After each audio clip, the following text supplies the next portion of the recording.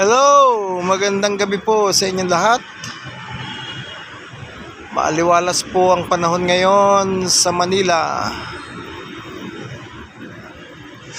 Tatapos lang po ang ulan. Ito po at medyo makulimlim at nakapundo dito po sa Binondo area. Maganda po ang gabi rito, maliwanag.